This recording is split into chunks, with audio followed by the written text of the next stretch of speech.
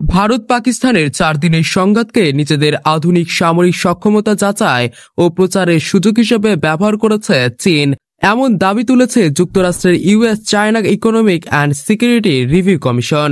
মঙ্গলবার প্রকাশিত কমিশনের বার্ষিক প্রতিবেদনে বলা হয়েছে, মে মাসের সংঘাতে বেইজিং তাদের উন্নত অস্ত্র ব্যবস্থা including HQ-9 air defence system, PL-15 missile এবং J-10 যুদ্ধবিমান বাস্তবে যুদ্ধক্ষেত্রে ব্যবহার করে।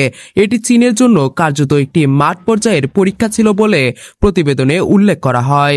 প্রতিবেদন বলছে, সংঘাতের অল্প সময় পরই পাকিস্তানকে J-35 পঞ্চম প্রজন্মের 40টি যুদ্ধবিমান, KJ-500 এবং ব্যালিস্টিক ক্ষেপণাস্ত্র প্রতিরক্ষা ব্যবস্থা বিক্রির প্রস্তাব দেয় চীন। শুধু তাই নয়, বিভিন্ন দেশের চীনা দূতাবাস নাকি সংঘাতের সময় ব্যবহৃত অস্ত্রের সফলতা প্রচার করে সম্ভাব্য ক্রেতাদের আকৃষ্ট করার চেষ্টা চালায়। প্রতিবেদনে অভিযোগ করা হয়, ভারত পাকিস্তান উত্তেজনার পর ফরাসি রাফাল যুদ্ধবিমানকে হেয় করতে চীন ভুয়া তথ্য ছড়িয়েছে।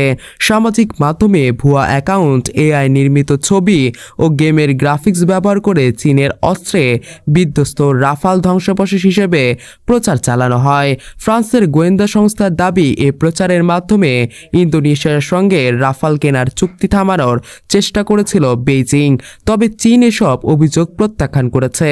দেশটির পররাষ্ট্র মন্ত্রণালয়ের মুখপাত্র মাও নিং বলেন, কমিশনের প্রতিবেদনই ভুয়া তথ্য এবং এটি চীনের বিরুদ্ধে আদর্শগত বিদ্বেষপ্রসূত।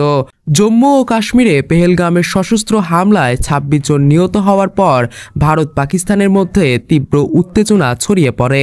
ভারত 7 মে অপারেশন সিঁদুর চালিয়ে পাকিস্তানে আঘাত হানে এবং পাকিস্তান পাল্টা হামলা করলে দুই পক্ষের মধ্যে 4 দিনের সংঘাত শুরু হয়।